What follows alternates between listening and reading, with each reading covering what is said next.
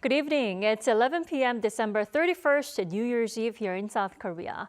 As people around the world prepare to say goodbye to 2025 and welcome in the new year. And with less than an hour away from entering 2026, people here in South Korea are waiting for a new chapter with hope and excitement, including those at Bosingak Pavilion in Central Seoul, home to the country's landmark bell ringing ceremony. We go live to the site with our Park News standing by. Junan, Happy New Year. Happy New Year's Eve, Tommy. Junan, you've been out there all day and you would know it's one freezing New Year's Eve, but I'm sure air is alive with joy and excitement for what the new year will bring, especially since it's nearly midnight, right? Right, I mean, as just mentioned, I'm currently at Bosingak Pavilion, and we're heading to the final hour of 2025 in less than an hour. The bell will ring at midnight, which means in less than an hour, the 2026, the year of a red horse will start. And although the temperature outside is freezing cold, many people have gathered here to enjoy the arrival of the new year. Unlike last year when the country was observing a national mourning period following a deadly airplane crash that claimed more than 100 lives, this year's atmosphere feels vibrant and full of energy. Let's take a listen to what attendees currently waiting for the ceremony have to say about it. I have been through a lot, so I hope next year I can get back on my feet and really make a leap forward. I would like to run strongly ahead like a horse. I wish I can become taller, and I hope my family stays healthy. Across the city, major venues including Dongdaemun Design Plaza, Lotte World Tower, and Haneul Park are set to attract a combined total of up to 220,000 people. I see. Junan, if I'm not wrong, at least 100,000 people are there for the country's traditional bell ringing ceremony. Tell us more about the ceremony at the Bosingak Pavilion there, and what should people out there and our viewers look forward to tonight? That's right, Tommy. So here in Bosingak, the parade performance started just at 11 p.m. as you can just hear. And so there are so many people actually coming, and the event will feature a series of performances to create a festive atmosphere, followed by the introduction of the bell ringers, honor guests representing various sectors of society, including community leaders for cultural figures. Seoul Mayor Oh Se-hoon will also deliver a year-end address reflecting on 2025. At the main event at midnight, the pavilion will be covered by 3 themed LED displays. The bell ringers will toll the bell 33 times in 3 sets of 11 strikes each. And after the bell ringing ceremony, local band Crying Nut will perform 3 songs as a celebrity live performance. Well, Junan, I do have to mention while those events are ongoing, as always, safety is a #1 priority. What steps have been put in place to ensure public safety in Central Tower? Right, Tommy. Public safety is the always important thing. And to ensure safety, the police have deployed over 3,000 officers citywide with about over 1,700 people focused on high traffic areas, such as here, Bosingak Pavilion. Also, the event zone here is divided into 12 control sections to manage the crowd. Not to mention, traffic restrictions are already in effect. Starting 6 p.m. tonight through and lasting until 7 a.m. tomorrow, roads around Jongno, Ujeongguk Road, and the north side of Cheonggyecheon Road will be closed with 400 traffic officers and 10 police motorcycles in patrol. I'll be back as the bell ringing really nears, live from Bosingak Pavilion. Now, as we count down to 2026, let's take a moment to look back at 2025 through some of the keywords that define the year. We have our Eunji in the studio to walk us through them. Eunji, let us start off with Google's top trending searches this year. Sure, Tommy. So Google has unveiled its list of searches that shaped this year. Year in Search 2025 in Korea shows that the presidential election, K-pop Demon Hunters, and ChatGPT topped the list. Now, they're not the most searched terms, but instead, Google says the list highlights terms that saw the highest spike in traffic over a sustained period in 2025 compared to 2024. So basically, it gives us an idea of which terms newly captured public interest over the past year. Now, as more users sought to better understand political and social trends, the 2025 presidential election ranked first among the trending search terms in the news category. In the film category, K-content performed well, with Netflix animated hit K-pop Demon Hunters taking the top spot, followed by director Bong Joon-ho's Mickey 17 and Park Chan-wook's No Other Choice. In the music category, this year's K-pop hits, Golden and Soda Pop, ranked high in search results. And of course, interest in AI and future technologies was another key indicator of this year's tech trends. ChatGPT ranked first, followed by a range of AI models like Gemini, Zeta, and Perplexity, all of which made the top 10. And what's also notable is that K-pop Demon Hunters ranked second among trending searches in the United States. Other top trending searches included Charlie Kirk, Labubu, and iPhone 17, and the Trump administration's One Big Beautiful Act. I see. Now, on top of that, prominent dictionaries also pick a word of the year every year that captures the whole vibe of the whole year. Anji, what do you have for us? That's right. Merriam-Webster announced this year's word is slop, reflecting the surge in fake online content across social media apps, video platforms, and group chats. The term originally referred to watery food waste or mud, but it's now taken on a new meaning in the digital age. The dictionary's editor said they define slop as digital content of low quality that's produced usually in quantity by means of artificial intelligence. Said interest in the word surged as people searched for a way to describe the increasing volume of online material that appears polished on the surface but offers little substance. And the Oxford Word of the Year for this year also has something to do with online content. It chose the phrase rage bait, defined as online content designed to provoke anger and boost engagement. In the labor market, it wasn't an easy year for many workers. According to the global online career platform Glassdoor, one word that summarized the mood of the workforce this year was fatigue. The company said the term fatigue saw a 40% spike in mentions across its community, and that this year workers spent a lot of time on edge, worried about technology shift and potential economic shocks. It was indeed a tough year for workers. And now, similar to the word of the year here in Korea, Eunji, professors choose a 4-character phrase each year, right? That's right. And this year, 766 professors across the country chose the phrase 변동불가 as the 4-character idiom that sums up how things changed in Korean society this year. Now, the phrase means the world never stays still and is constantly moving and changing. So it reflects the whirlwind of political turmoil the country went through after the December 3rd martial law and the impeachment of former President Yoon Suk-yeol. Those surveys said a year filled with a chapter of Korea's turbulent modern history is now drawing to a close. And said despite the political chaos, we were once again able to see the global impact of Korean culture through films such as K-pop Demon Hunters. Well, there you have it, the keywords that sum up 2025. It's been quite a year. Eunji, thanks for the wrap-up. We appreciate it. President Lee Jae-myung is set to take the oath of office during the inauguration ceremony at the National Assembly. 엄숙히 선서합니다.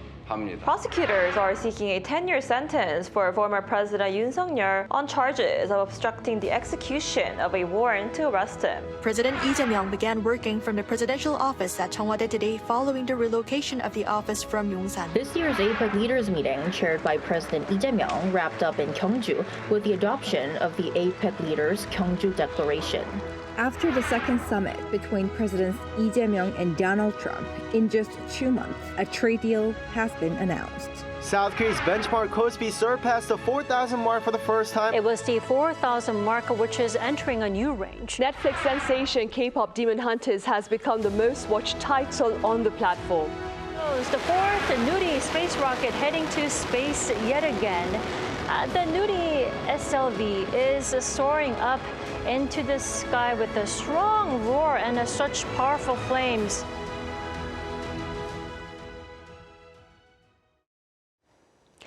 Looking back at 2025, it was another eventful year in South Korea. Politics in particular dominated the headlines, beginning with the impeachment of then-President Yoon Suk-yeol, and followed by a snap presidential election that ushered in the Lee Jae-myung administration. To walk us through how the year unfolded, our top office correspondent Song Yujin is joining us. Yujin, good to see you. Great to be here, Tommy. So Yujin, around this time last year, former President Yoon Suk-yeol was suspended from exercising his presidential powers following an impeachment motion. Remind us, what came next? Right, so what followed were months of deliberations at the Constitutional Court. Then finally, on April 4th, the court delivered its final ruling. By mobilizing the military and police to undermine the authority of constitutional institutions, including the National Assembly, and by infringing upon the fundamental rights of the people, the respondent failed in his duty to safeguard the Constitution and gravely betrayed the trust placed in him by the people of the Republic of Korea, the sovereign of this democratic republic. President Yoon Suk-yeol is hereby removed from office. So all 8 justices unanimously upheld Yoon's impeachment. So once the court made its decision, we all knew the clock was ticking. What happened next? Right, so under South Korean law, a snap presidential election must take place within 60 days of an impeachment ruling. So to talk about the presidential election, the race ultimately came down to 2 candidates, the Democratic Party's Lee Jae-myung and the People Power Party's Kim Moon-soo. So after a 3-week campaign period, voters headed to the polls on June 3rd. Lee won the election with 49.42% of the vote, a margin of more than 8 percentage points. Now, because it was a snap election, his term began immediately without a transition committee in the early hours of June 4th. A scaled-down inauguration ceremony was held later in the morning at the National Assembly.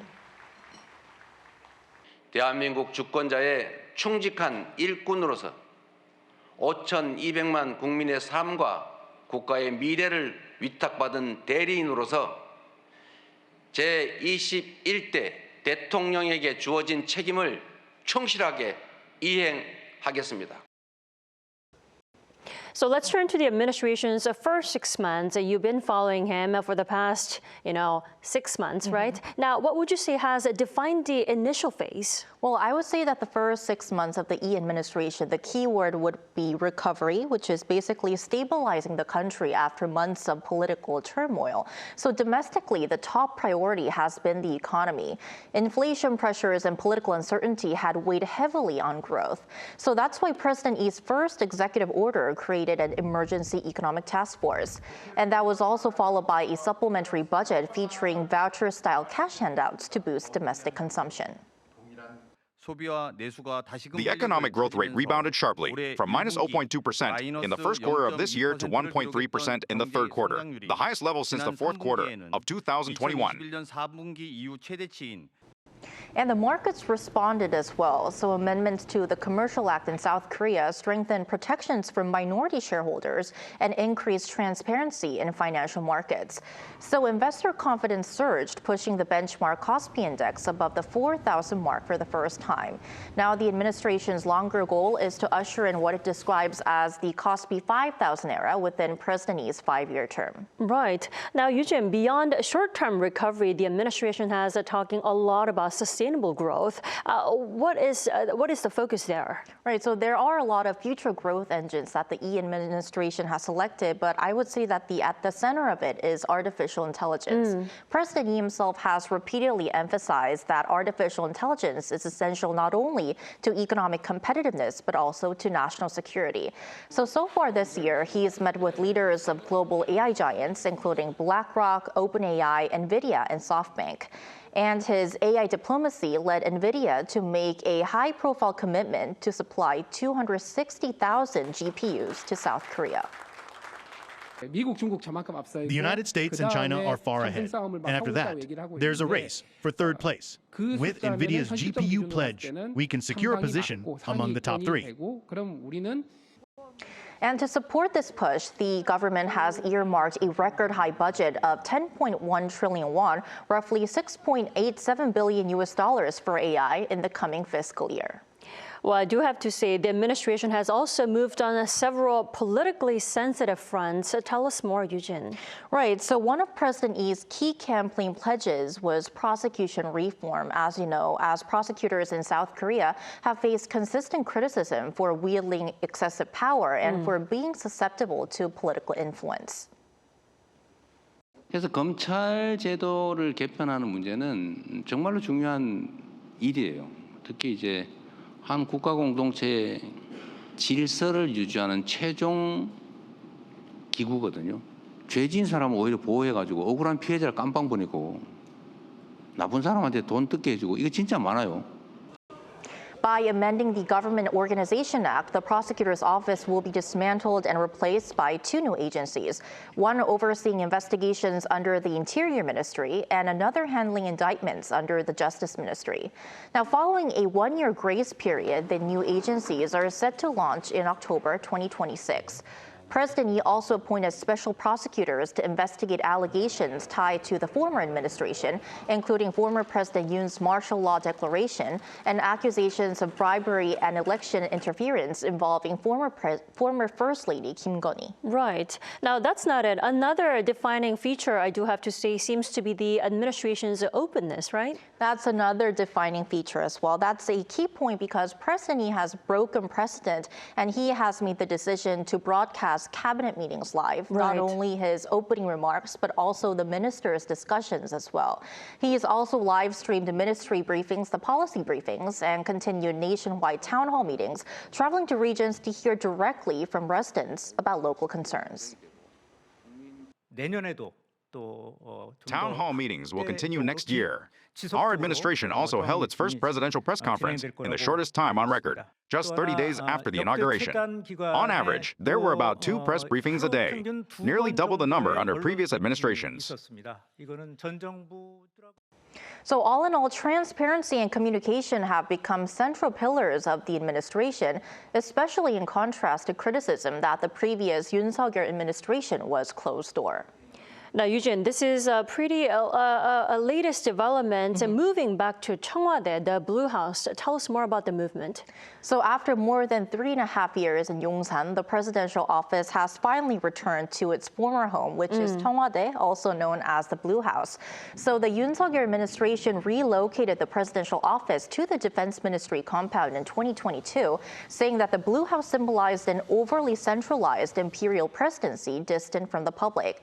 However, President Lee has argued that Cheongwade is better equipped with established security, protocol, and diplomatic infrastructure, making it more cost-efficient and operationally effective. Right. It's been just half a year into the new administration, Eugene. Now, looking ahead to next year, President Lee's first full year in office, what should we be watching? Well, I would say that a lot is coming up this year because President Lee has signaled that 2026 will be a year of big structural change. So he's outlined 6 major areas for reform during his weekly meeting with his top aides, which were regulation, finance, the public sector, pensions, education, and labor. So while the first half year has been about stabilizing the country, the next phase will likely define how ambitious this presidency ultimately becomes. Indeed, a pivotal year marking the start of a new administration. Eugene, thanks for coming in. Thank you, and Happy New Year. Happy New Year to you, too. And following South Korea's political reset, President Lee Jae-myung spent the last 6 months rolling out his summit diplomacy.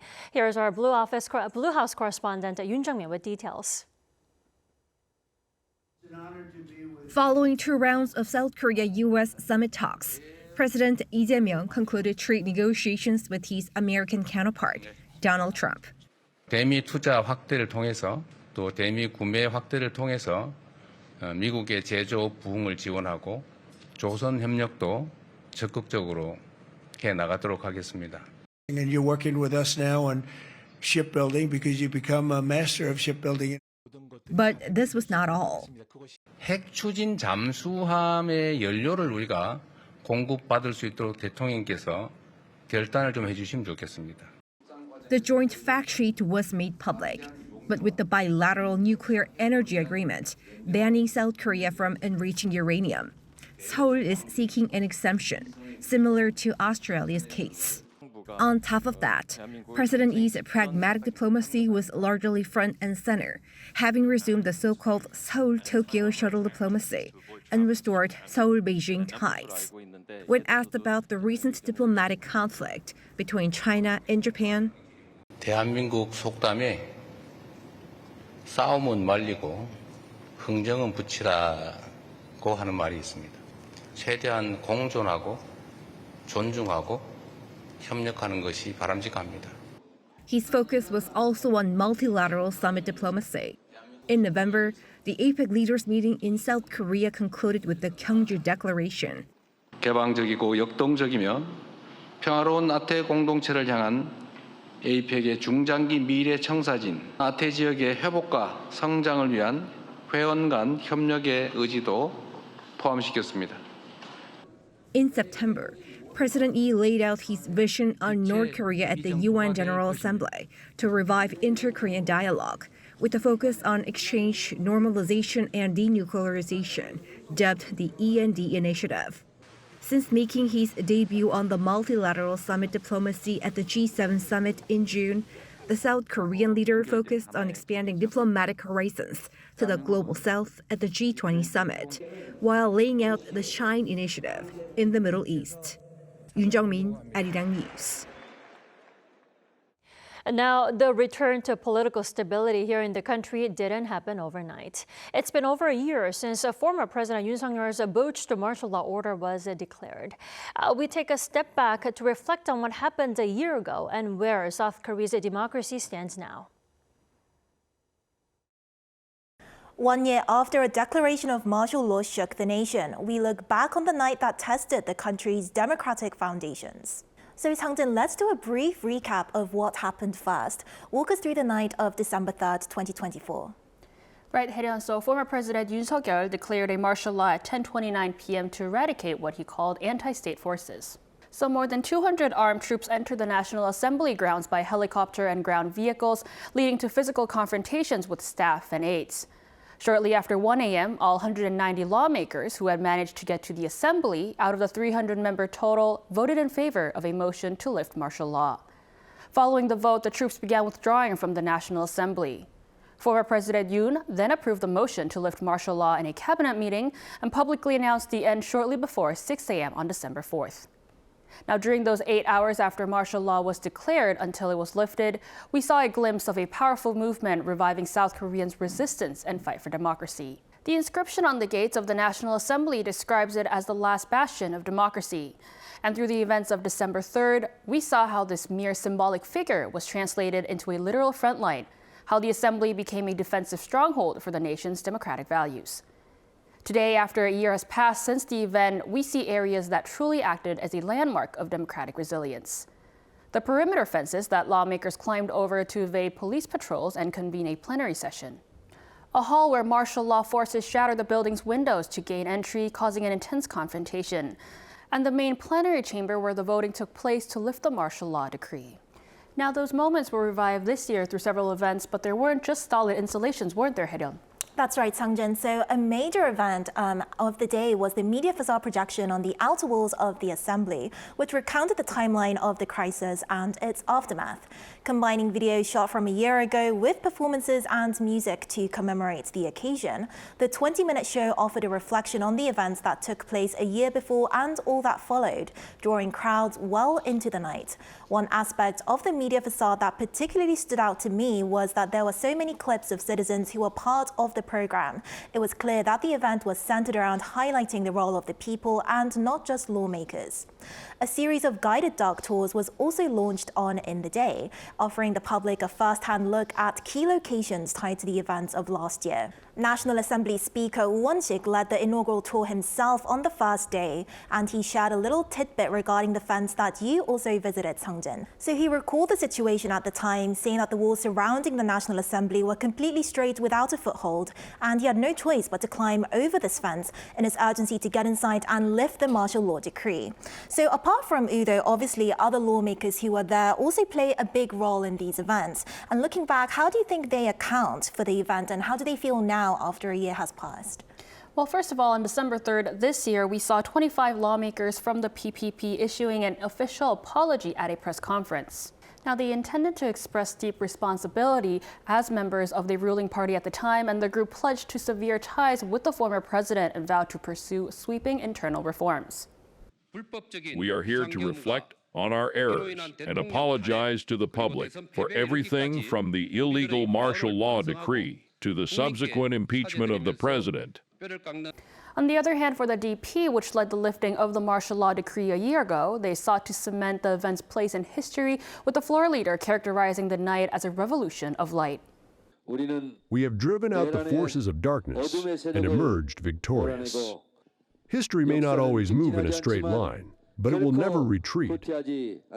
The DP introduced legislation to officially designate December 3rd as a National Pro-Democracy Memorial Day. And through a special address that day, President Lee Jae-myung also expressed his intent to designate December 3rd as a National Sovereignty Day and establish it as a legal public holiday. Now, what's interesting to see, Hae-ryun, though, is that with the same series of events, the memories and reflections with all these people are actually so various. But as you mentioned before, commemorating this day in history was centered around the people that were actually there and present a year ago and on its anniversary, right? That's right, Sang-jin. So 1 year on, the memory of the martial law is no longer confined to the walls of the National Assembly. It lives on in the everyday lives of citizens, those who showed up, stayed, and continue to speak out. For some, resistance became routine. When we hold a sit-in here, except for weekends, we basically live here, eating and sleeping in a tent as we continue our protest.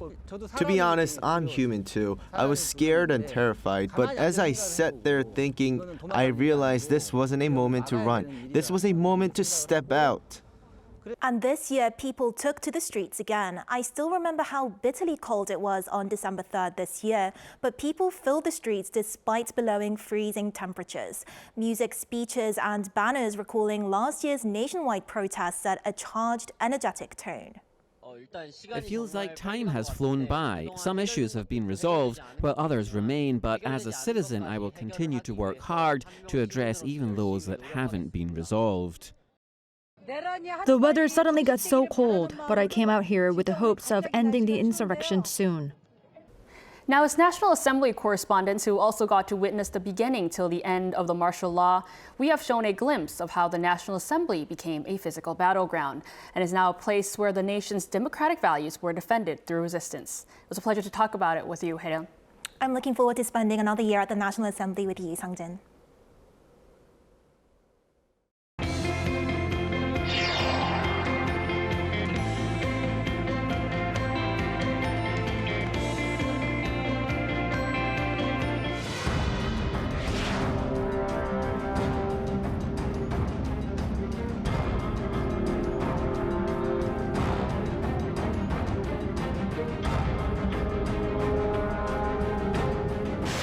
I think it goes without saying that the resilience of the Korean people and the desire for democracy has been probably the strongest thing that I have noticed over the past year since the martial law crisis. Of course, Koreans want accountability for the actions of their leaders, and I think by them impeaching the president and then having a new election, I think that was probably the biggest highlight of the year. Well, in the past year, I would definitely say it was quite impressive how South Korea maintained stability after the turmoil caused by martial law at the end of last year. It was very important for the country to show to the world that they were a strong democracy. I think what was the most impressive thing that happened in the last year is the strength and the force of the K-democracy. That was the word that was used by President Lee Jae-myung, but it's true that Korean people and citizens have shown that they truly care for their democracy and that they are there to protect it and to show that it has to keep going and it has to keep getting stronger. It certainly has made this year more interesting politically, you could say. And in one respect, and this has been something covered much in the foreign media, it is, you could say, a victory of Korea's democracy or democratic institutions that this push for martial law was overruled and the president taken out of office.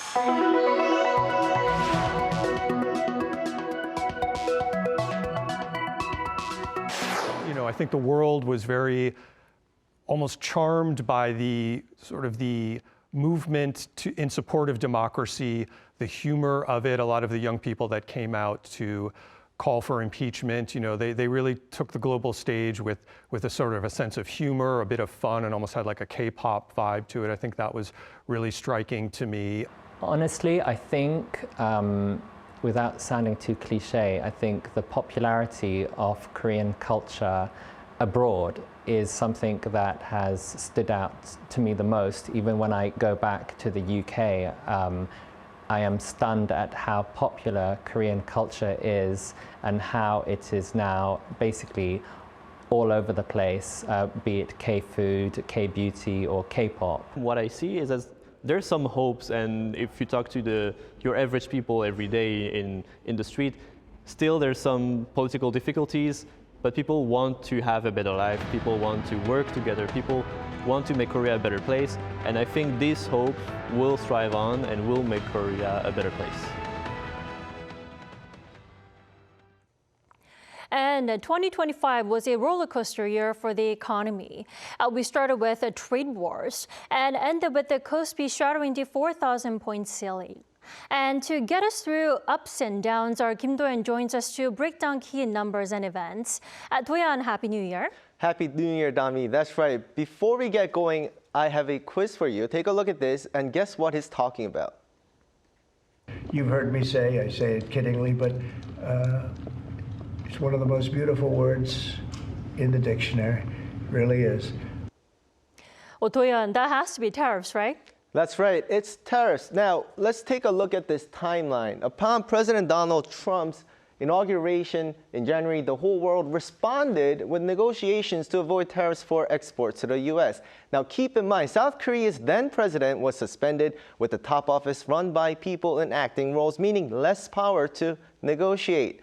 The reality came in April when the U.S. announced reciprocal tariffs on Liberation Day. For each nation, there were new tariff rates of up to 50% that were to kick in just months later. South Korea's tariff rate, as we all know, was set at 25%, but the tide turned in June with the inauguration of President Lee in June.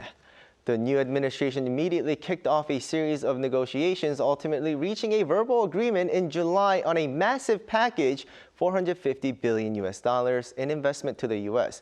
That included $300 billion in direct U.S. investment and, crucially, $150 billion for the MASCA, or Make American Shipbuilding Great Again project. In exchange, Seoul secured a tariff cap of just 15%. The framework was officially signed by President Lee and President Trump at the October APEC summit, effectively ending the tariff scare of 2025. It was a dramatic series of events for South Korea, especially with its competitors in the U.S. market securing better tariff rates earlier. Now, Do-yeon, as you said, things are relatively good. Record shattered here and there, isn't that right? That is absolutely right. Let's take a look at the numbers through graphs. I want to start with exports because this will lead to the benchmark Kospi breaking the 4,000 mark. The nation, of course, started 2025 on shaky ground as exports plunged to $49 billion, down 10% on year. And as you can see here in May, before the new administration came to power, and amid the tariff scare, exports fell on year again. But the turnaround was dramatic.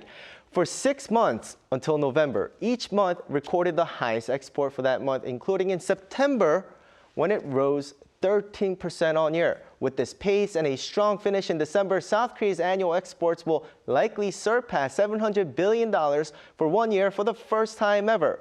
The driver of this was undoubtedly semiconductors. With the rise in AI industries, more chips were needed. Because of this, South Korea hit an all-time high of $17.27 billion in November just for chips. It wasn't just the volume, it was also the value because of the demand.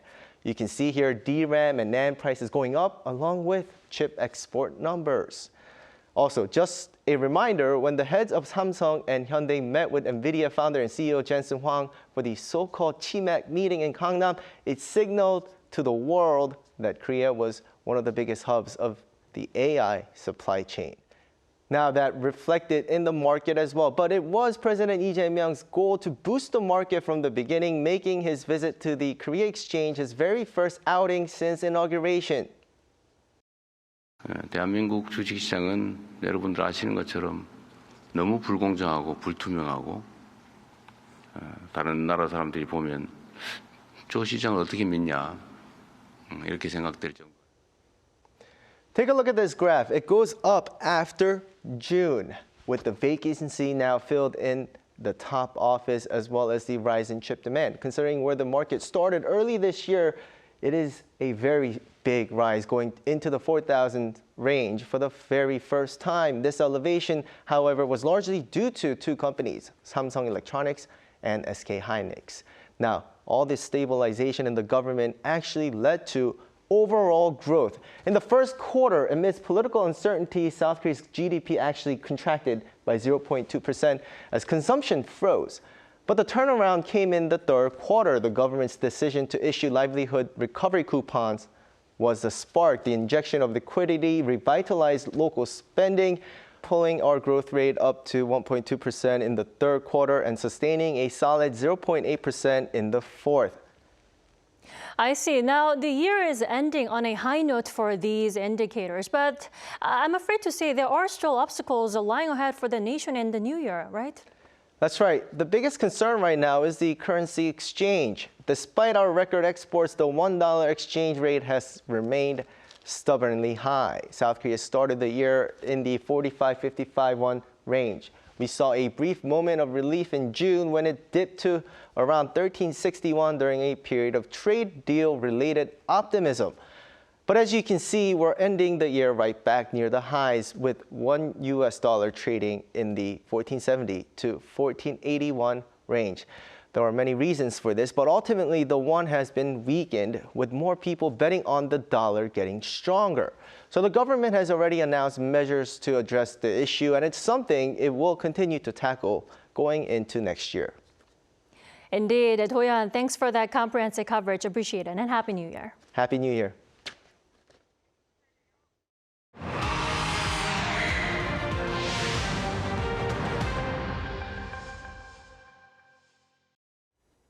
AI has become the defining force of 2025, reshaping industries, economies, and geopolitics at an unprecedented pace. And as global powers like the US and China double down on their AI ambitions, South Korea is carving out its own path with bold investments and national goals. To explore where Korea stands now and where it's headed, here is our Within the Frame host, Kim Mo-kyun. As AI breakthroughs pick up speed and the global race to lead is heating up, every country is working to define its own edge. So today, we connect to Toby Walsh, one of the world's leading AI experts, for his insights on where South Korea stands in this fast-moving landscape.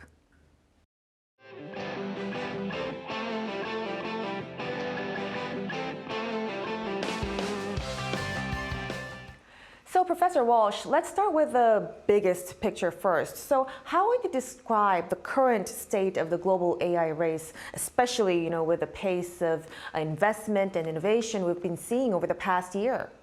Well, I've been working in the field now for 40 years, and I have to say it's the most exciting time to be working in artificial intelligence. We're making real progress. What surprises me is not the technology. The technology is perhaps where I might have imagined it was when I started 40 years ago. But what has surprised me is the speed and scale at which we're investing in the technology. It's over $1 billion a day. That's more than a quarter of the world's R&D budget being spent on one technology. We've never seen such a concentration of resources being thrown at one technology before, which is why it seems to be arriving at such velocity, because it is arriving at such velocity. Right, and that pace is staggering, both in terms of a technological advancement and global response as well. But within that global race, Professor Walsh, which is largely led by the United States and China, where do you think South Korea's position is right now? And what do you think is the biggest strengths in this place? Well, I think Korea has a number of unique strengths that they can play to that will allow them to have perhaps an unfair advantage compared to some other nations. It's a very educated workforce that you have there. You make significant investments in R&D. You've shown in the past, whether it be semiconductors or cars, that you can compete on the international stage, and there's no reason why you couldn't do that. So with this potential, then what needs to happen next, Professor? What do you think South Korea should do to actually become a true global leader in the AI field over the next 5 years? Well, I guess one of the things I love about Korea is that you always set yourself bold ambitions. I'm not sure that you'll succeed, but in trying, you will make great progress and you will contribute to the Korean economy in huge ways. So I encourage the ambition. I welcome the ambition. And there's a couple of things that you have to invest in. I mean, first of all, there's just the digital infrastructure. I mean, we used to have to build roads and railways. Nowadays, we need to have to build the digital infrastructure. There's the data centers, the vast investments that are being made these days in data centers, the pipes, the satellite links, the undersea cables, and then the last mile, the fiber optics, increasingly these days that connect us, and the 4G, 5G, and 6G networks that we connect into all of this bandwidth with. So that's just table stakes. Just to be able to play, you've got to have that digital infrastructure. The other two things that are incredibly important, and Korea has some natural advantages in these two spaces. The first is human capital. Is to have an educated and AI literate workforce, so that they can build this technology, they can understand its capabilities, understand its limitations. So having a nationwide AI literacy program that covers everyone from cradle to grave, from kindergarten to aged care. You want an AI literate population, not just a workforce, but a population. And then the third thing that you have to invest in, it's incredibly important, and has always driven the AI revolution, is data. Again, Korea will have some unique data assets, Korean health records, for example, Korean education records. There's some wonderful data sets that you should be trying to leverage. And one place, of course, to do that well is government. People always forget that one of the businesses that has most to benefit from artificial intelligence is government. It's a third of GDP. $1 in $3 that you spend is the dollars that the government is spending. They're the biggest business in town. They're bigger than any other business. They've got more data than everyone else. They know everything about us from birth to death. They can use AI to more effectively, more efficiently deliver services to their public. So they have an almost unbounded mission that they can try and make better with artificial intelligence. So one of the best places to ensure that you become an AI first nation is within your government. Right, so with the right groundwork in place, Korea has a real chance to lead, and it'll be interesting to see how things would unfold moving forward. Professor Walsh, thank you so much for your insights today. Been a pleasure. 2025 was a defining year in South Korea's journey to the stars, characterized by the successful fourth launch of the homegrown Nuri rocket and a decisive shift toward a private sector-led new space era, marking a step closer to the country's goal of establishing itself as a space powerhouse. We connect with our AI anchor Arirang for the details. On November 27, 2025, South Korea successfully launched its fourth homegrown space rocket, the Nuri, which lifted off from Gyeonggi County in Jeollanam province in the country's southwest at 1:13 a.m. This was the first nighttime launch offering the best conditions for the satellite to observe natural light displays or auroras. It carried 12 CUBE satellites up from the 7 carried in the previous launch 2.5 years ago. The mission's success was confirmed 90 minutes into the launch when the main satellite reached an orbit of 601.3 kilometers, which was well within the 600-kilometer target and 6% error range. Also marking the success of the launch was that all 13 satellites, the main and its 12 CUBE satellites, established communication with ground stations. A significant element of this fourth Nuri launch is that it was led entirely by a private company. In July, the Nuri rocket technology was transferred to Hanwha Aerospace, a private company. Hanwha was selected after evaluations by experts, as the Korea Aerospace Administration sealed a deal to transfer core space technology from the government-led space launch program. The previous 3 launches were carried out by KASA in 2023, 2021, and 2022. Between when the project was handed to Hanwha in July and the actual launch in November, the wet dress rehearsal, which is a critical pre-launch test for rockets, was completed in early September. This test also checked whether the launch vehicle could withstand extreme cryogenic temperatures. With the achievement this year, excitement is already building for future Nuri missions to come. The next launches of South Korea's Nuri rocket are planned for 2026, which would be the 5th, and the 6th in 2027. And as Hanwha Aerospace focuses on rocket development, the Korea Aerospace Research Institute will develop a lunar lander. South Korea already has an orbiter called Nuri, launched 3 years ago, and is set to continue its mission until 2027. But its lunar exploration lander would have to be 3 times heavier than Nuri, requiring additional fuel to overcome the moon's gravity and for a soft landing. Now, if this lunar project is successful, South Korea would become the 6th country in the world to achieve a lunar landing. And that's it from me on the coverage of the 2025 Nuri satellite launch. From the return of legendary K-pop idols to artists setting new global records, including newcomers in the K-pop scene and noteworthy productions on a screen and a stage.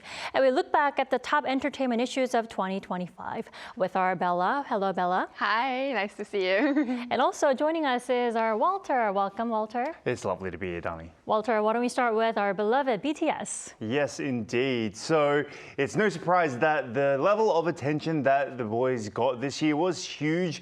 BTS's biggest achievement in 2025 was the milestone of completing their military service and fully reuniting as a group with every member now out. The year marked the foundation for BTS to resume activities as a complete group for the first time in nearly 3 years.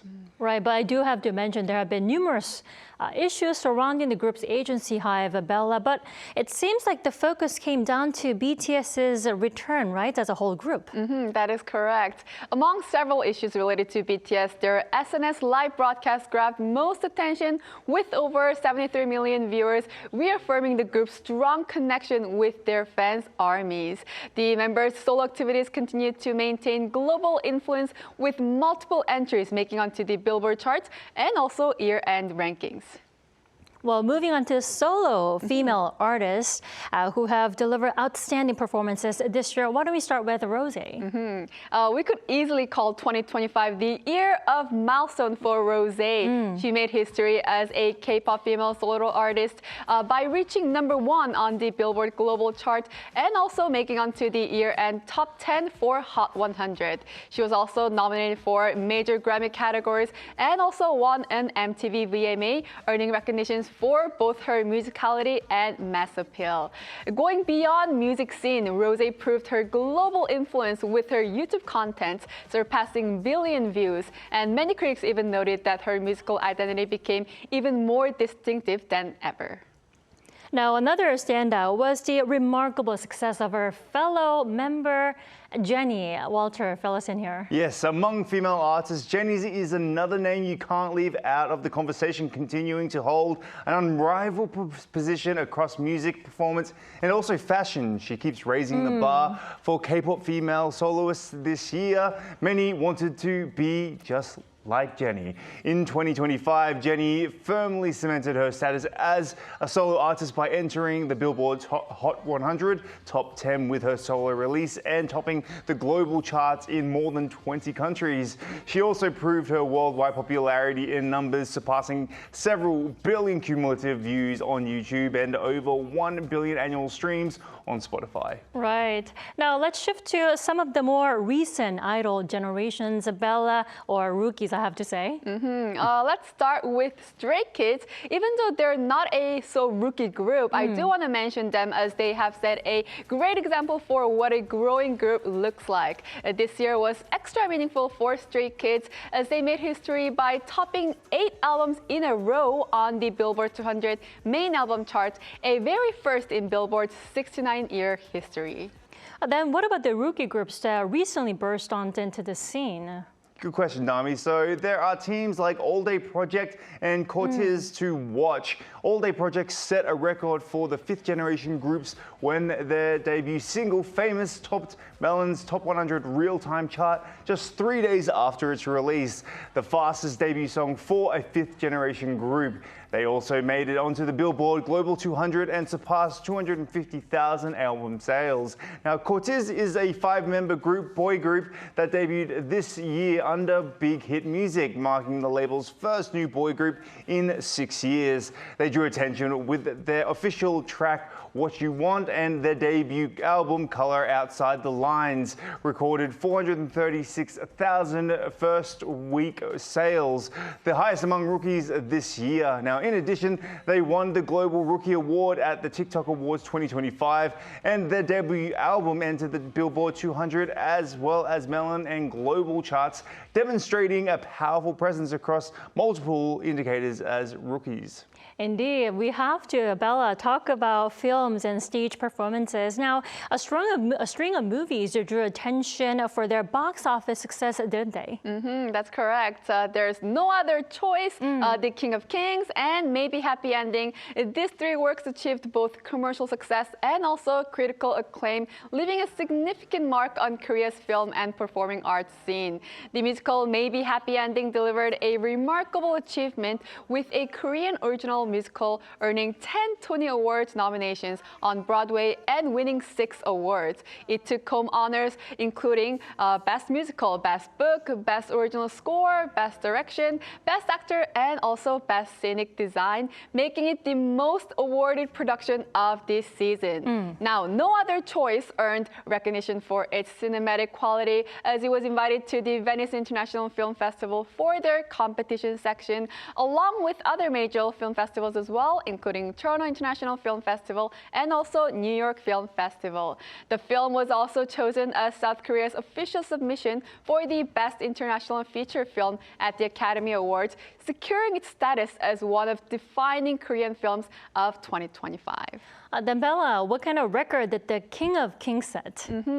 King of Kings, we have to talk about that film as well. The film recorded major box office success both domestically and also internationally. In Korea, it surpassed 1 million cumulative admissions in just about 19 days after its release, becoming the only animated film of 2025 to exceed the 1 million mark and ranking among the top performers at the box office, animation box office, that is. And as a result, the film is expected to draw even greater attention in 2026. Well, as we head into the new year, we'll closely follow how far this momentum will continue in the world of K-entertainment. Yes. And you guys will be keeping us updated, right? Definitely. Yes, All right, Bella, thanks for coming in tonight. You're welcome. And also, Walter, it was nice to have you with us. Thank you, Dami. Happy New Year. Happy New Year to you. Happy New Year.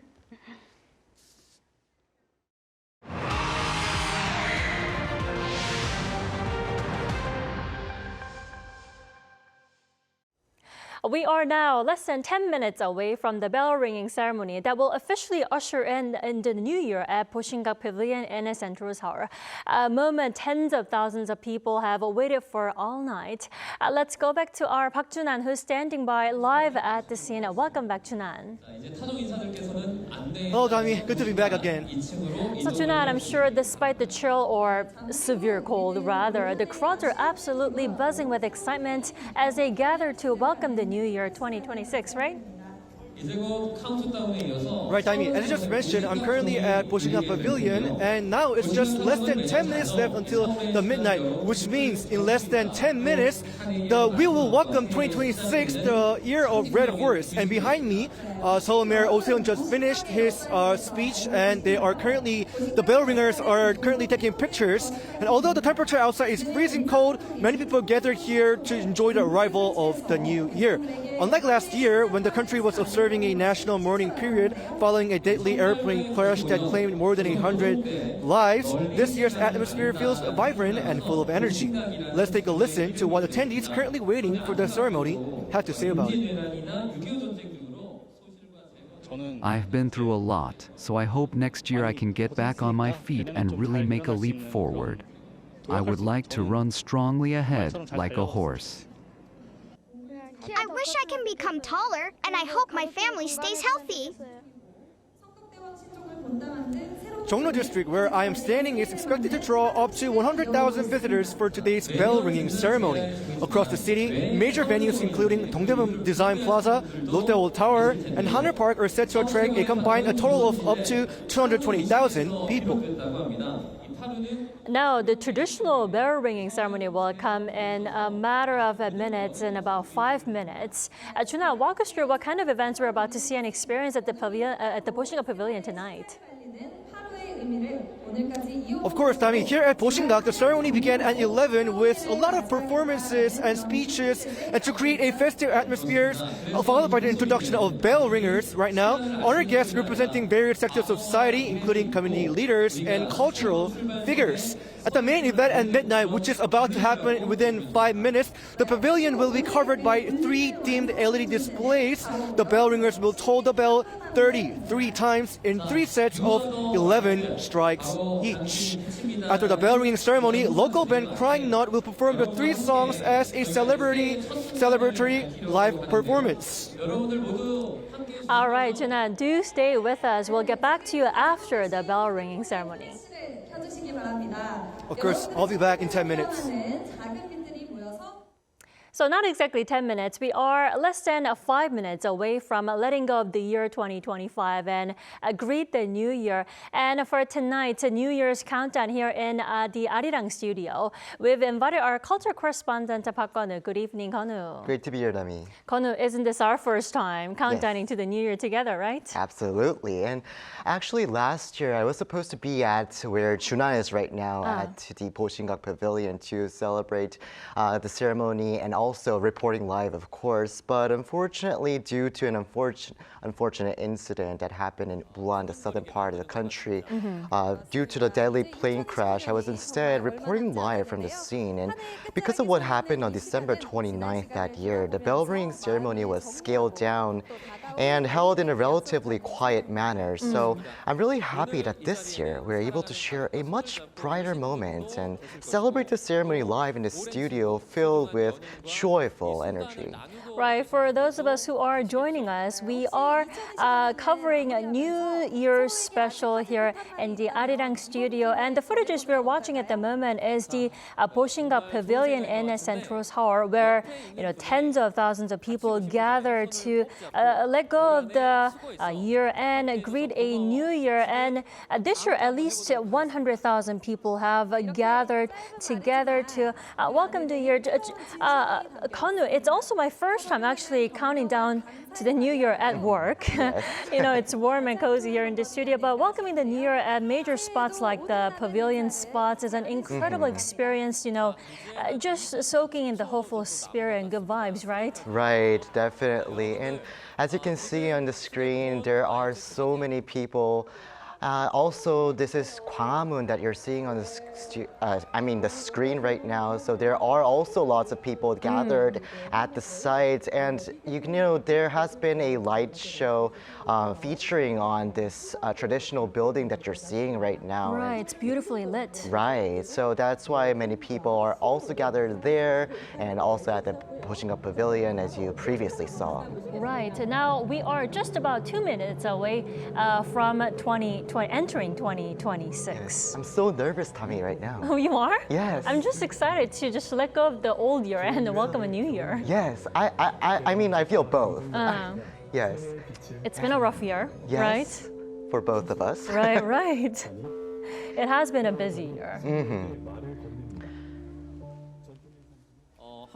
And we are back at the Bosingak Pavilion, where our Park Junan just connected with us. He's been out there, covering the New Year's special. Right. Konu, now, it's the year of the red horse, right? Right. What are you most excited about? We are just about 1 minute away 1 minute from the left. new year. So just like a horse, Yeah. I want to rush. I mean, not rush in a bad way, but I want to rush towards all the goals that I have for now and want to achieve all of them. Right, definitely. You know, it's when it comes to New Year, it's hard to, it's easy to reflect on, but also it's I would have to say. It's a great moment to establish new resolutions and let go of the old past and welcome a new year. We are now about 20 seconds away from entering 2026. I've been waiting for this moment. Definitely. Now we are seeing live footages at the Bosingak Pavilion, and we have entered the last 10 seconds of 2025. 4, 3, 2, 1.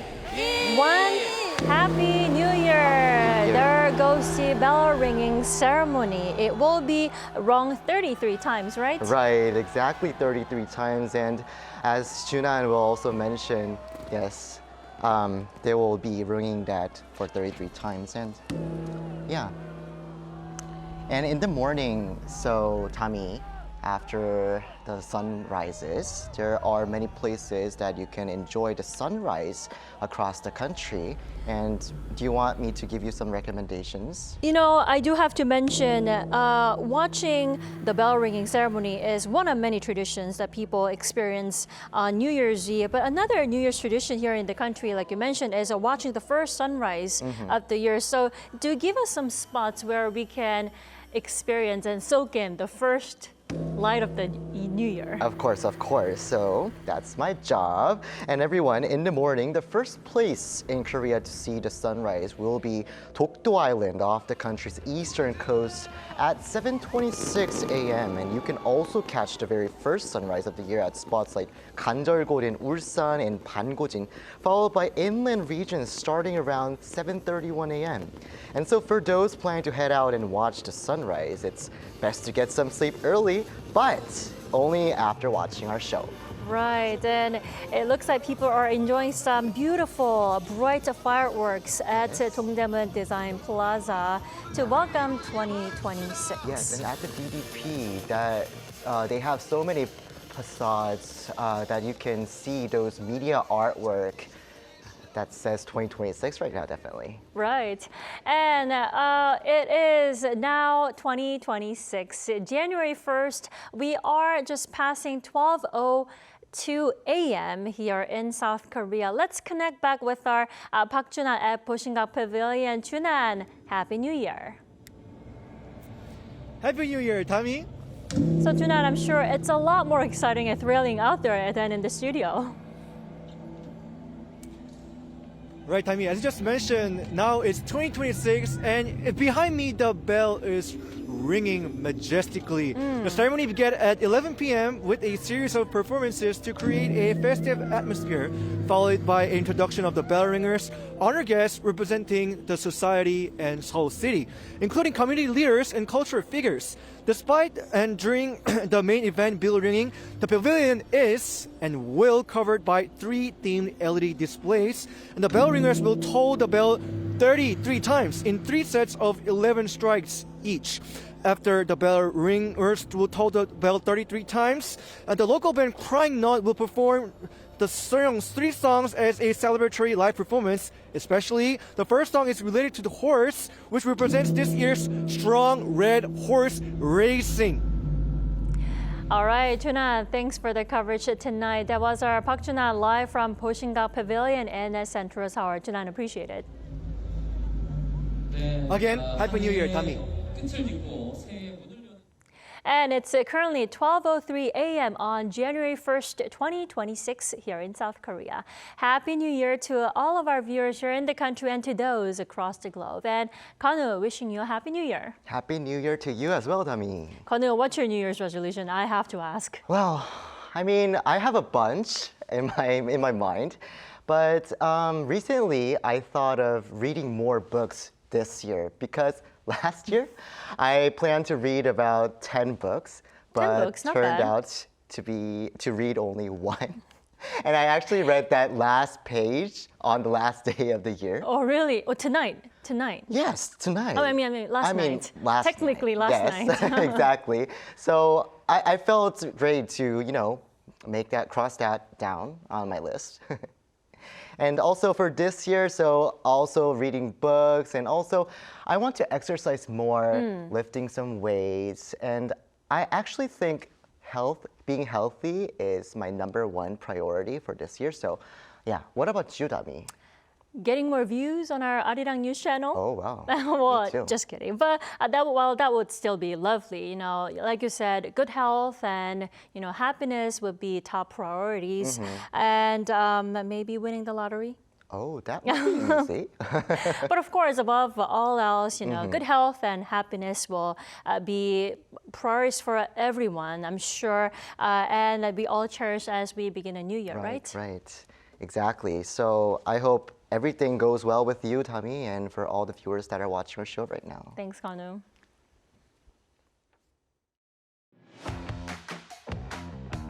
Wonmisan Azalea Hill, capital city, Seoul. In the scorching August heat. And splash the heat away. Are scattered everywhere, and people are enjoying the Christmas vibe. Gwanghwamun Square. Everybody! APEC 2025. Today's mission, Scenes of the drama was filmed. to become part of the K-pop scene. It's difficult to miss out on K-pop. Can you all share your signature poses? So speaking of K-pop teenagers, Drama or short-form video makes you feel like you've stepped right into a scene from the show. Korean temple food like this. Exactly what people are looking for. It actually tastes really good. I'm running with the crew here at Seoul Yeouido Park And bringing more winter sports success to Korea. do more than just watch. The capital city of Silla, Arirang뉴스, 경주. The performance Panda is about to begin. Glimpse into their hope to be reunited.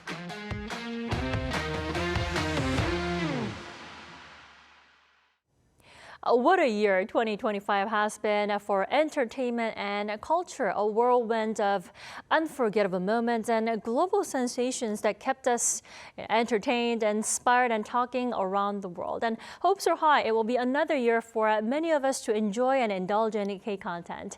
I'm here in the Arirang studio in Seoul with our culture correspondent, Park Kwon-woo.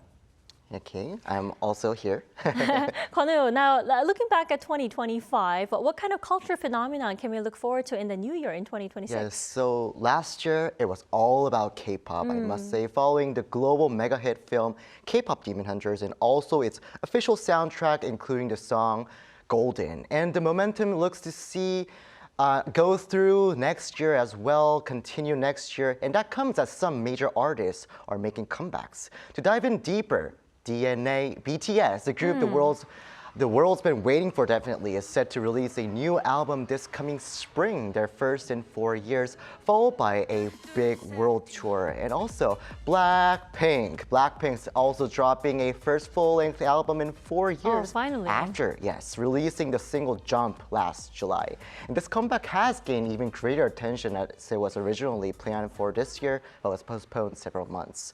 And now B to the I to the G, Big Bang marking the 20th anniversary of the group's debut is also preparing for a comeback, and anticipation is at its peak after leader G-Dragon revealed during his recent solo concert that the group will begin warming up in April. And that comes as members Taeyang and Daesung along with GD are scheduled to perform at California's major music festival Coachella later that month.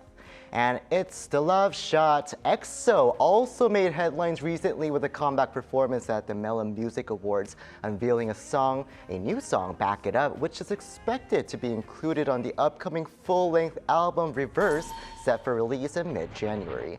And in less than 5 days, Mr. Chu, A-Pink, will be making a comeback with a new album titled Relove after recently drawing attention with a short spoiler of the choreography and song. And I'm also looking forward to their newest song as well. And next year is especially meaning for A-Pink as it will be 15 years since debuting. Already. And all of this comes as welcome news, signaling the return of many so-called second-generation and third-generation K-pop groups to the scene.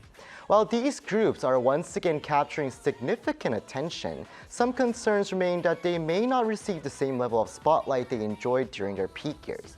And one expert shared what he expects from these comebacks. The fandom has become much stronger than before. So even when groups make a comeback after a long break, the role of their fans is clearly important. What matters most is whether artists show what their fans want to see as K-pop. More than other genres, is fan-centered. So it's better not to be overly innovative or focus on agency profits. He added that it would be especially meaningful for these second and third generation groups to take part in more collaborative projects similar to what Twice did in K-pop Demon Hunters. Citing the group as an example, he explained that its involvement in the movie helped the group reach what many describe as a second peak. And he also noted that working together with younger generation groups could also present another valuable opportunity for veteran artists to sustain and expand their musical careers. So these big groups are certainly the comeback news that many fans have been waiting for. But at the same time, there have been concerns about a decline in album sales, right? Right. So some recent analysis shows that album sales has declined compared to 2024, especially among young girl groups, raising concerns. But a pop culture critic says it's not a matter to worry too much about. Album sales aren't the only metric to look at. The decline was partly due to major groups postponing their comebacks. Globally, overall consumption is shrinking. It's not just happening in Korea. At the same time, concert sales have reached record highs, and I believe this positive trend will continue into next year. While third-generation groups like BTS and Blackpink are still leading K-pop, he said it's time for that leadership to be passed on. And he said he wishes to see more active participation from rookies and artists from small to mid-sized agencies. But he also said he's expecting this shift to happen as many groups are set to debut this year. That's exciting. And Konu, last but not least, but 2026 is another meaningful year, not on the culture front, but also in terms of major sporting events, right? Right. So many sport events are set to happen next year. In early February, the Winter Olympics will be held for about 2 weeks in Milan and Cortina d'Ampezzo. And this will be the first time the Games are officially hosted across two cities. Around 3,500 athletes from more than 90 countries will compete in 16 sporting disciplines. Among them are South Korean athletes, including speed skater Lee Na-yeon, who I spoke to with earlier this year. And it's not just the Olympics. The FIFA World Cup will kick off on June 11th, hosted across 3 countries, the US, Canada, and even Mexico. South Korea will compete in Group A alongside teams including Mexico and South Africa. All right, Kanu, thanks for filling us in tonight. Wishing you a happy new year again. Same for you too, Tammy. Thanks for having me.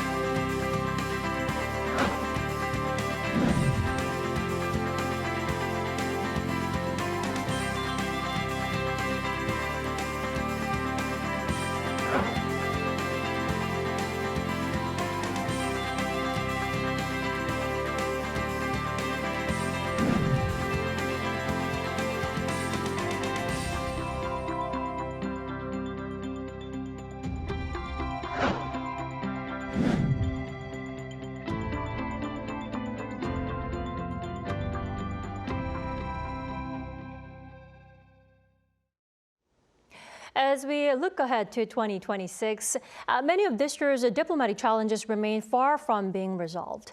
With no movement in inter-Korean ties, a fragile understanding between Washington and Beijing, and a crumbling relationship between China and Japan, diplomacy in Northeast Asia could be pulled in several directions.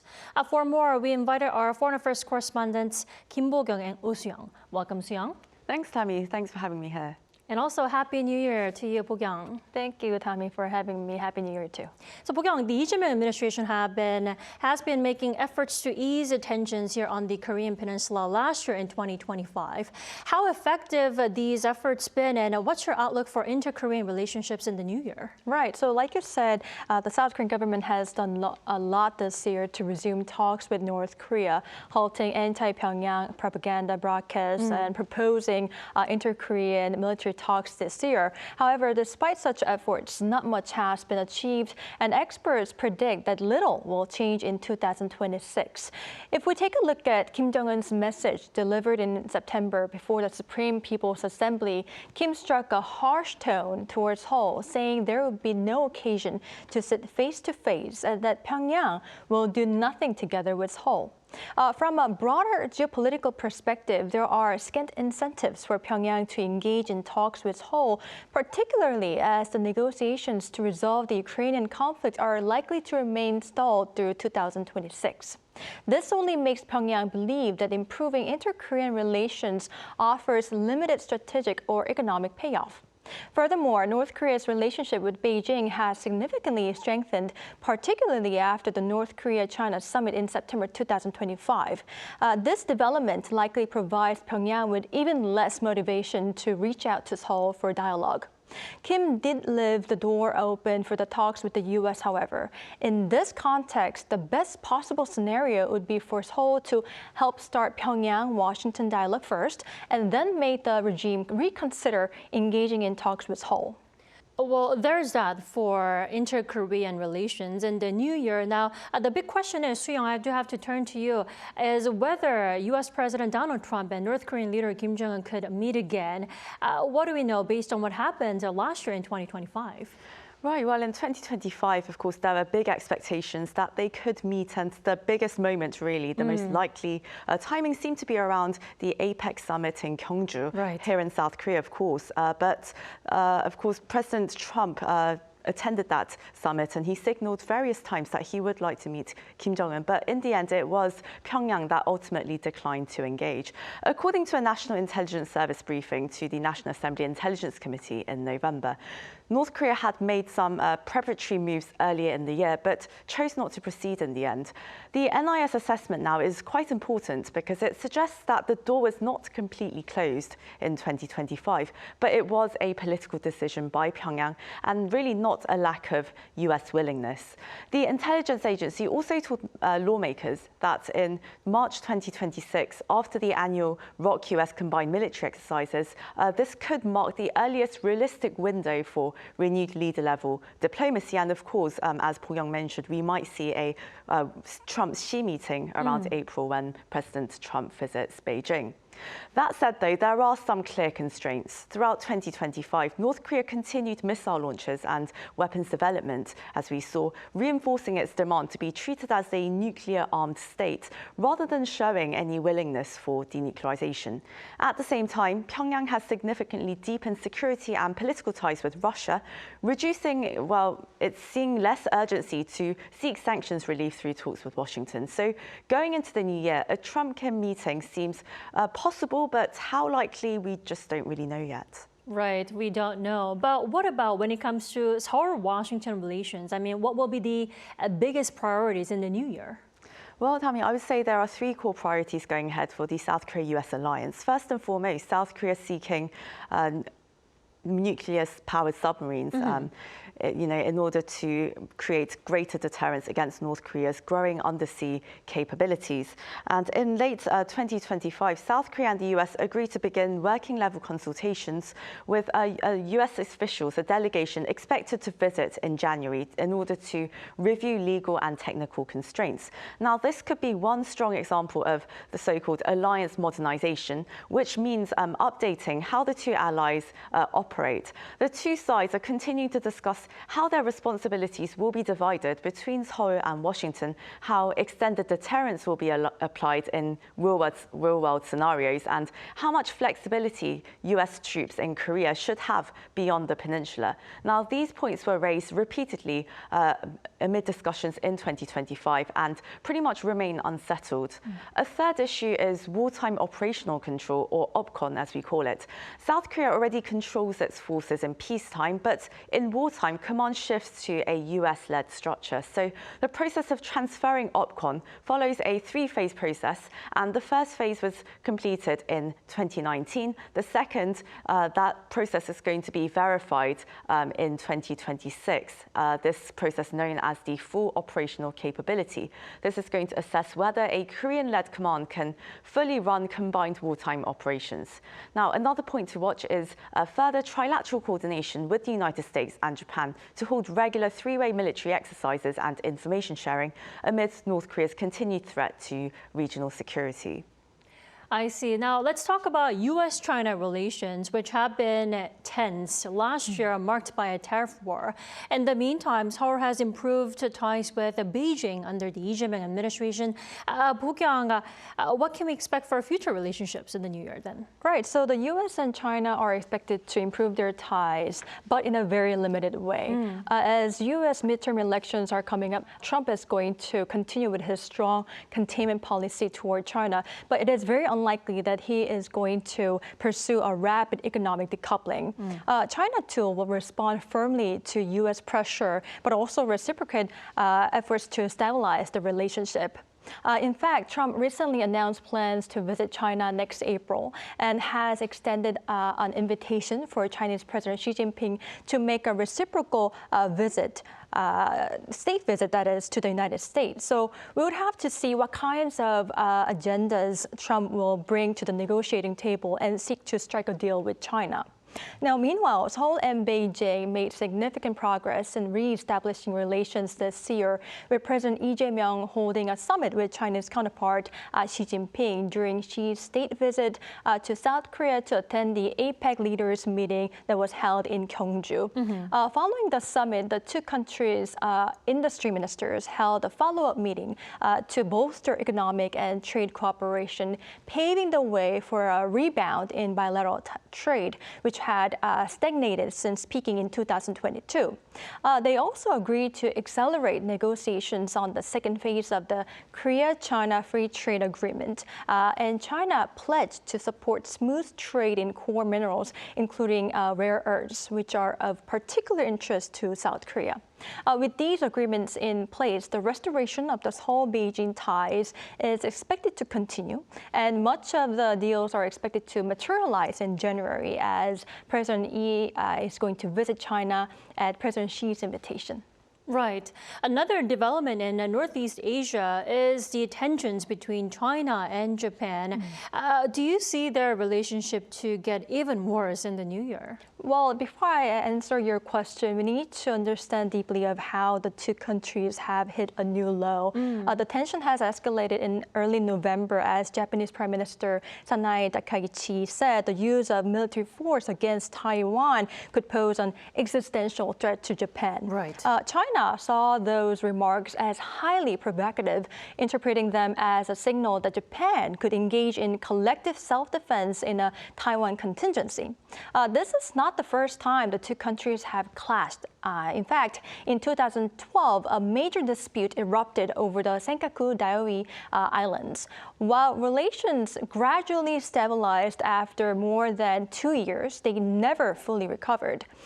So many experts say the current standoff could result in a lower baseline for the relationship because of these two reasons. First of all, the Taiwan issue is too much of a core interest to China, far more sensitive than Senkaku Diaoyu island's territorial disputes, making Beijing less willing to give up its hardline position. And at the same time, despite the row with China, Takaichi's approval ratings have remained extremely high, over 70%. Such strong support will reinforce her hardline stance and reduce political incentives for de-escalation. So as a result, it could be difficult to lower tensions, and it is unlikely that the Beijing-Tokyo relationship will return to how it was in previous days. Indeed. Now, Soo-young, before we wrap up, what diplomatic event should we be watching closely in the new year? Do give us a mini preview. Sure. So in 2025, we saw President Lee Jae-myung really bring Korea back to the global stage of multilateral diplomacy after martial law, of course. And in 2026, I think we're going to see a renewal of that. Korea will continue to be very active in terms of multilateral diplomacy, of course, beginning with perhaps the Group of Seven Nations meeting. Of course, South Korea isn't a G7 country, but it's becoming increasingly considered as a G7 level member due to its, role in global governance and various global agendas. And so it's likely to be invited to this year's Leaders Summit in France. And that said, Korea-France relations is likely to gain a lot of visibility, as this year will mark 140 years of Korea-France relations. The two governments are working to arrange reciprocal visits between Presidents Lee Jae-myung and Emmanuel Macron this year. So that's something we can look forward to. On that note, South Korea will also celebrate 30 years of joining the Organization for Economic Cooperation and Development. So we expect to see some key events there. Another diplomatic event will be the first ever Korea Central Asia Summit, with the leaders of the 5 so-called Silk Road countries likely traveling to Seoul to have a summit with President Lee. So that's going to be quite it's going to be quite an important event with a focus on energy security, infrastructure, and people-to-people exchanges. So that's quite a lot to look forward to, and I'm sure, we'll be covering every minute of it. Of course, do keep us posted. Soo-young, thanks for coming in tonight. Thanks so much, Tammy. And also, Bo-kyung, thanks for sharing the key diplomatic events to look for in 2026. I wish you a Happy New Year. Thank you. Happy New Year. Have you ever heard of the horse, the 7th animal of the 12 zodiac signs? To our ancestors, the horse was far more than livestock. It was a sacred messenger linking Earth with the heavens. The year 2026 is the year of the red horse, or Byong-o year, carrying potent yang energy. That spirit is the very embodiment of unstoppable passion, kicking the ground and soaring toward the sky. In the Goguryeo tomb murals, the horses racing through the wind reveal a courage and vitality that still blaze across the centuries. The hunters and horses in the paintings transcend 1,000 years, conveying a dynamism so strong they seem ready to leap through the wall. Shinla's Chonmado, or the Heavenly Horse painting, powerfully and mystically expresses the spirit of the heavenly horse soaring through the clouds. Its stretched hooves and streaming tail hold the profound hope and will to leap forward. From the crude expressions of the earthen figurines, or toll, to the sleek figures engraved on the Royal Inspector's token, or mape, the horse has always run alongside us. The horse, cherished by our ancestors, was a symbol of unceasing challenge and the hottest passion. Its appearance is steeped in fearless courage and the powerful momentum to move forward. Now, the red horse awakened across time delivers its powerful surge of energy to you, the energy of a bold leap into what comes next. 2026, the year of the red horse, symbolizes a vitality, a passion, a speed and change.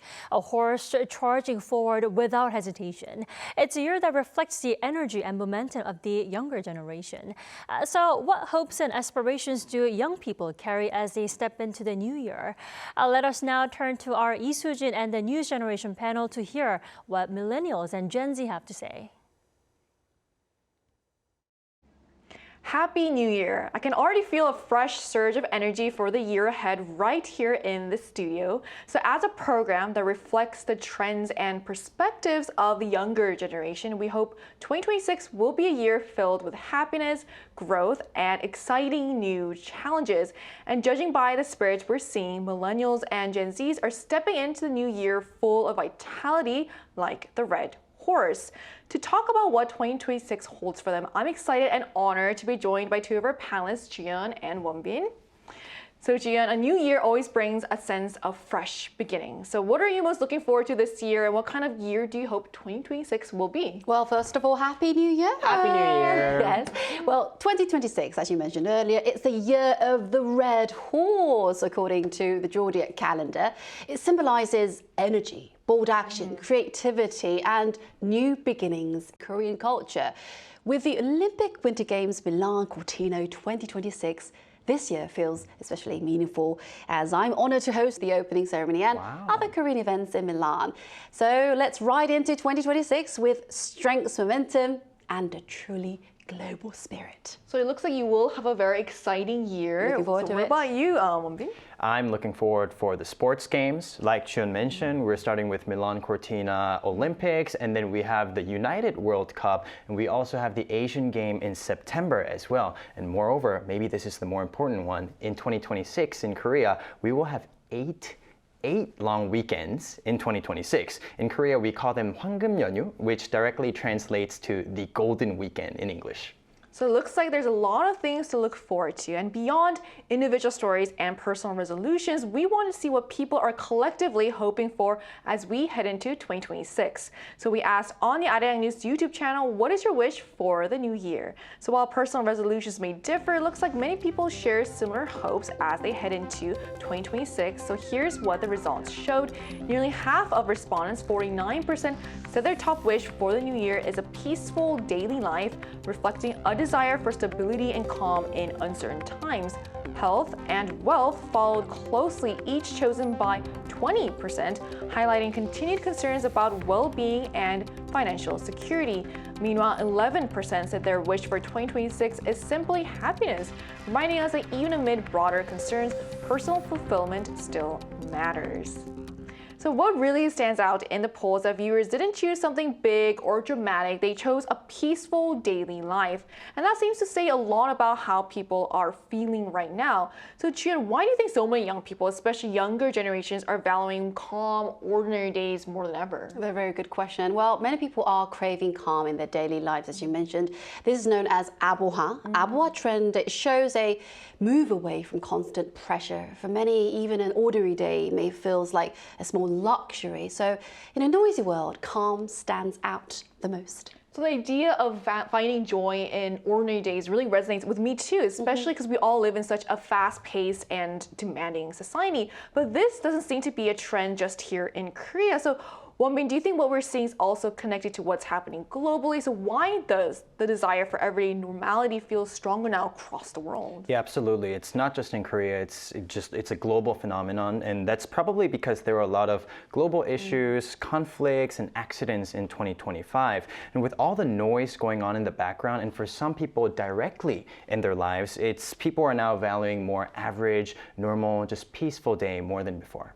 Right, and that really captures the mood of the moment. When uncertainty becomes part of everyday life, even ordinary, uneventful days start to feel meaningful. It helps explain why so many people are prioritizing stability and peace over anything else. And beyond those personal reflections, we also wanted to hear what our viewers are hoping for Korea as we head into 2026. So we asked our viewers on the Arirang News YouTube channel, what are your hopes for Korea in the new year? So here's what the results show. The responses show that economic stability tops the list, with 43% saying it is their biggest hope for Korea in 2026. This was followed by desire for a trustworthy government, chosen by 25%, and social stability at 23%, highlighting concerns about cohesion. Meanwhile, 9% of respondents say they hope to see the further global expansion of Hallyu, reflecting continued pride in Korea's cultural influence abroad. So what stands out here is that economic stability remains the top priority, suggesting that everyday financial concerns are front and center for many people. And these results seem to reflect a desire for stability both economically and socially. So it's a picture that reflects some very real challenges Korean society has been facing in recent years.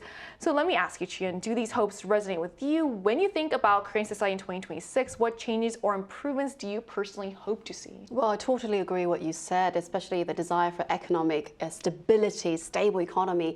You know, since the pandemic, rising costs have made life harder for us, for many young people as well. And I truly hope this year brings more stability and ease for the younger generation. So fingers crossed for a lighter year. I think you cover some key points. Do you have anything to add, Wonbin? Yeah, so in terms of like society, a peaceful society starts with not having any conflicts. In 2025, we were surrounded with different problems and conflicts, such as political problems, generation gaps, and gender conflicts. So in the new years in 2026, I hope that people can find a way to understand each other and find the middle ground to form a peaceful society. I think that was very powerfully and well put. Peace doesn't begin with big systems, both being understanding and kind to both ourselves and others. So thank you both for sharing the hopes and aspirations that young people have for 2026. And once again, Happy New Year.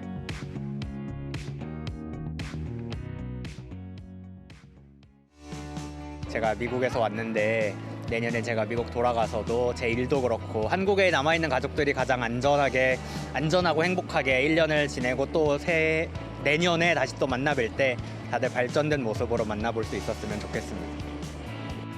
새해는 말에 띄니까 모든 국민이 말과 함께 힘차게 넓게 건강하게 가족 모두가 행복한 병원년이 되기를 바랍니다. I think continuing all the goals that I didn't do this year, like I do cheerleading and I have my own teams and I wanted to open a own gym. That's my biggest goal. 저는 강아지들을 좋아해가지고 강아지들을 도울 수 있는 강아지 보호소, 유기견 보호소를 차리는 게 제 소망입니다. 지금 저희 어머니랑 같이 셋이서 살고 있는데요. 연세도 있고 해서 마지막으로 그 중국 샤먼 해외여행을 어머니 모시고 마지막으로 해외여행 가는 거는 마지막으로 가는 걸 그걸 계획하고 있고요. 그러니까 이제 대학교 졸업을 하고 이제 열심히 준비를 해서 대학원 갈 준비를 하고 있는데 2026년에는 꼭 붙었으면 좋겠습니다. As we close out an amazing year and welcome a new one, Arirang TV would like to send its heartfelt thanks to each and every one of you for your incredible support. May the new year bring you all the joy, health, success, and peace you deserve. Again, Happy New Year. Goodbye.